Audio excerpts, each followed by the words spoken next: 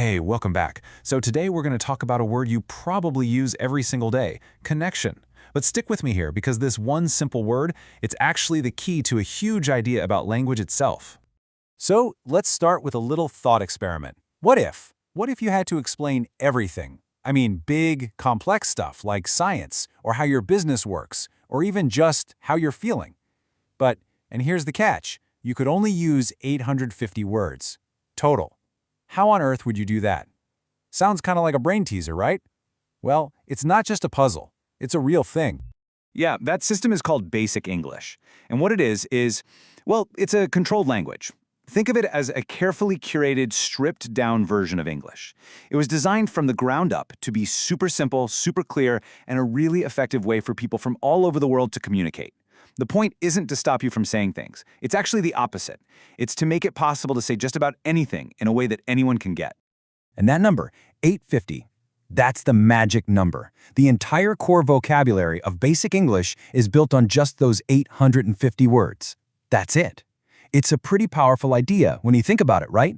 That with this small, really strategic toolkit of words, you can literally build bridges between different languages and cultures.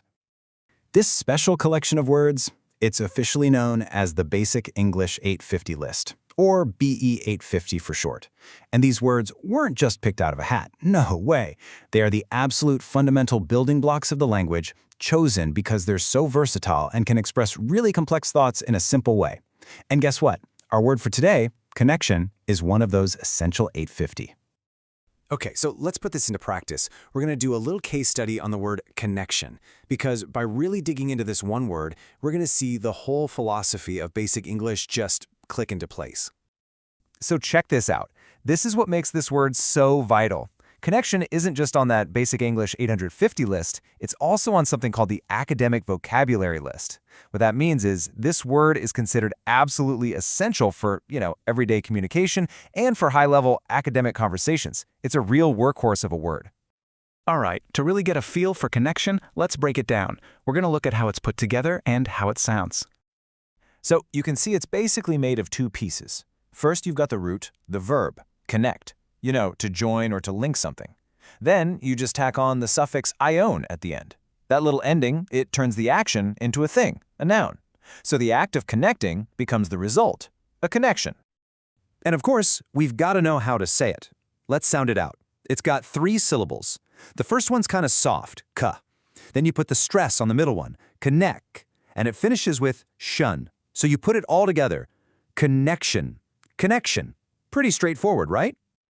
Okay, so we've got the structure, we've got the sound. Now for the important part. What does it actually mean? How do we use this word out in the real world to get ideas across? So at its core, this is what it's all about. A connection is simply a way that 2 or more things come together, or belong together. It's a really broad definition, I know, but that's what makes it so powerful. You can use it in all sorts of different situations. Let's look at an example. Who was the first person to make the connection between sickness and cleanliness? See, in this case, the connection isn't something you can touch. It's an idea. It's that aha moment, a mental link between 2 concepts. This is all about understanding, not a physical thing. Okay, now let's try a different one. The north-south train makes a connection with the east-west train at Union Station. Now here, the connection is totally physical, right? It's a real place at a real time where 2 things, the trains, literally meet up. So we've gone from an idea in your head to something tangible you can see. And this last example brings it right into our world today. My internet connection is not very fast. We've all said that, right? Here, connection means a technological link, that invisible thing that hooks our computers and phones up to the rest of the world. It just goes to show how flexible this word is. It adapts as our world changes. You see, the real power of a word from that Basic English list isn't just in what it means by itself. The real magic is that it's like a key. It unlocks a whole family of related words and ideas.